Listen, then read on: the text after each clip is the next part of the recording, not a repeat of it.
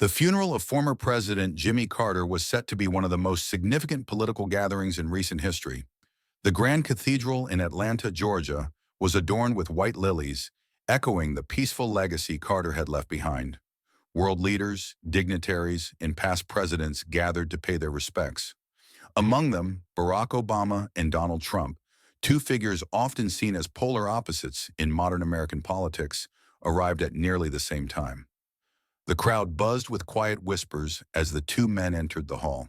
Trump, in a somber navy suit, nodded politely at attendees, while Obama, charismatic as ever, exchanged warm handshakes.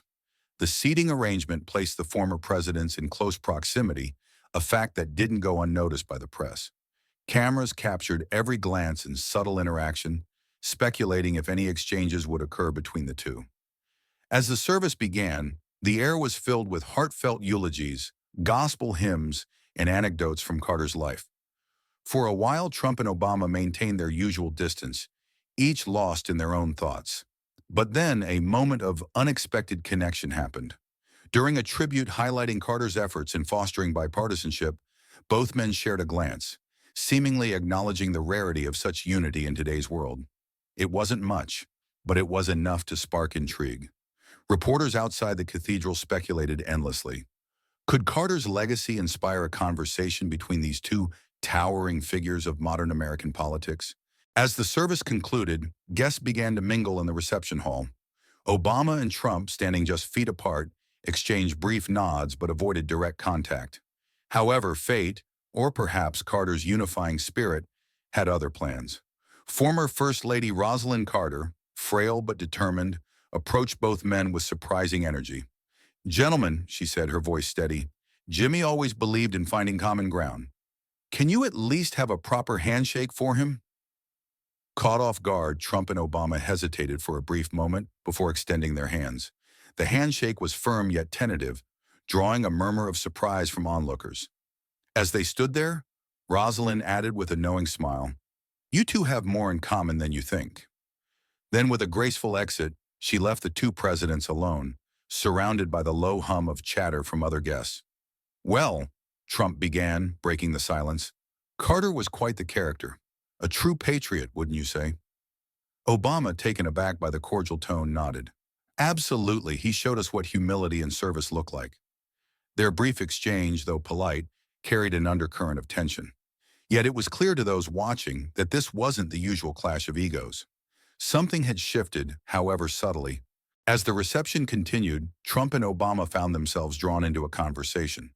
It began with safe topics, tributes to Carter's humanitarian work, shared anecdotes from their own presidencies, but soon the conversation grew deeper. "You know," Trump said, sipping on a glass of sparkling water, "people always paint us as enemies, like everything's black and white." Obama chuckled. "It's easier that way, isn't it? Makes for better headlines." The two began sharing stories of the pressures of leadership. Trump recounted a moment during his presidency when he visited hurricane-ravaged Puerto Rico, while Obama spoke about visiting Flint, Michigan during the water crisis. "It's not the speeches or the rallies," Obama said, his voice thoughtful. "It's the moments you stand face to face with someone who's lost everything and still expects you to fix it all." Trump nodded, surprisingly reflective. "You're right. Those are the moments that stick with you." Their conversation wasn't heated or political. It was human. And as onlookers discreetly snapped photos, it became clear that something unique was unfolding. As the reception continued, the formality of the event began to ease. Guests shared lighter conversations, and laughter occasionally broke through the solemn air. Amidst this, a Carter family member, Jimmy's cheeky granddaughter Clara, approached Obama and Trump, holding a small disposable camera. "Excuse me, presidents," she said, her voice confident but polite. "Would you two mind posing for a picture together? Grandpa would have loved it." Trump raised an eyebrow, glancing at Obama, who simply shrugged and smiled. "I guess it wouldn't hurt," Obama said. Trump adjusted his tie. "All right, but don't make me look shorter. Cameras love me, you know." Clara giggled as they stood shoulder to shoulder. "Smile," she said, snapping the photo. But instead of the usual stiff poses, the moment captured something unexpected. Genuine, relaxed expressions. As Clara thanked them and walked off, Trump muttered, "You know, she's got her grandfather's charm. Persistent." Obama chuckled. "Sounds familiar. I remember a young Donald Trump pretty good at that too." The small exchange caught the attention of nearby attendees. A buzz filled the room as whispers turned into murmurs. Encouraged by the reaction, Trump made an impromptu quip about Obama's golf swing. "Your swing, Barack, more crooked than your party's politics," Trump teased, a glint in his eye. Obama smirked, quick to retort, "Well, I may not beat you on the golf course, but at least I'm not counting mulligans as wins." The room erupted in laughter. For a brief moment, the two political titans weren't rivals, but simply men sharing a joke. Guests discreetly snapped photos and videos, and social media posts of the moment began surfacing in real time. The buzz wasn't lost on either man. "You know," Obama said, lowering his voice, "this could break the internet." "Good," Trump replied. "About time people see a little civility for once." As the reception began to wind down, the energy in the room shifted. Guests moved to quieter conversations, some lingered over desserts, while others prepared to leave. Trump, feeling a rare sense of introspection, slipped away from the crowd and found his way to a balcony overlooking the Atlanta skyline. The city lights twinkled against the dark canvas of the night, their stillness a sharp contrast to the lively buzz inside. Hands clasped behind his back, Trump breathed deeply, his mind uncharacteristically quiet. The day had been heavier than he expected. The gravity of Carter's legacy lingered, not just in the speeches, but in the personal stories shared by those who knew him best. Trump wasn't one for sentimentality, but even he couldn't deny the impact. The creak of a door broke his thoughts. Obama stepped onto the balcony, his familiar silhouette outlined by the light from inside. He carried 2 glasses of water and handed one to Trump without a word. Trump accepted it with a slight nod. For a while, they stood in silence, the cool air brushing against them. It wasn't awkward, just reflective. Finally, Trump broke the quiet. "Funny, isn't it? Everyone came here to honor Carter, but somehow the headlines tomorrow will be about us." Obama chuckled softly, leaning against the railing. Jimmy would probably find that amusing. He had a way of making people rethink things, even when he wasn't the center of attention. Trump smirked, swirling the water in his glass. "Yeah, not my style, but I'll give him this. He knew how to keep people guessing." Obama turned to him, his expression thoughtful.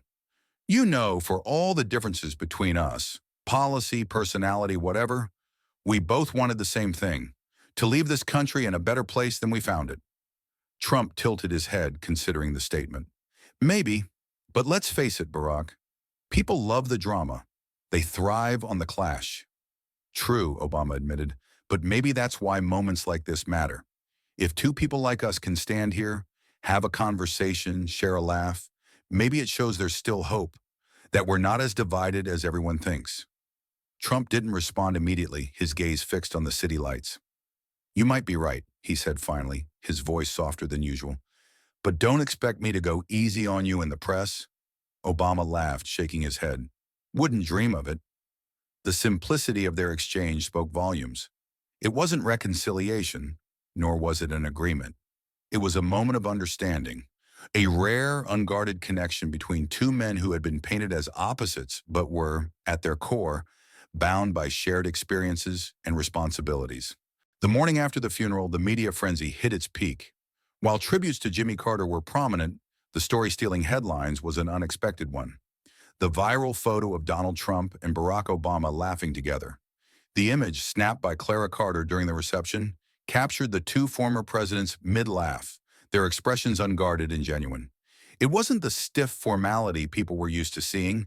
It was human, relatable, and most of all, surprising. The photo quickly dominated social media.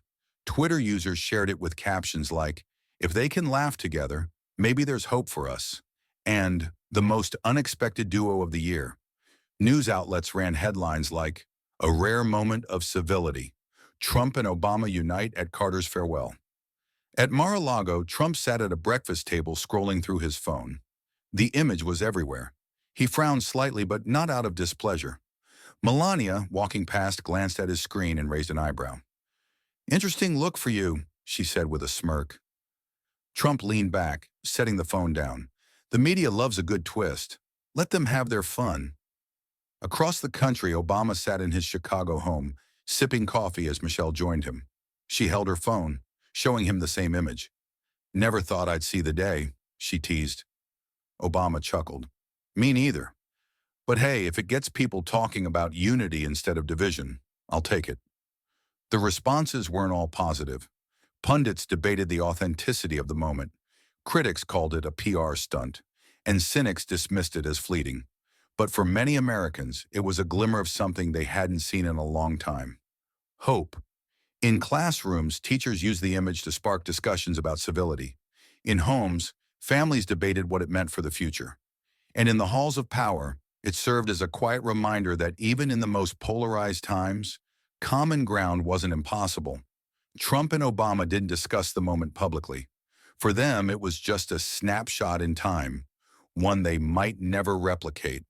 But for those who saw it, the image became a symbol, a reminder that even the most unlikely figures could find a way to coexist. And in a world desperate for connection, that was enough.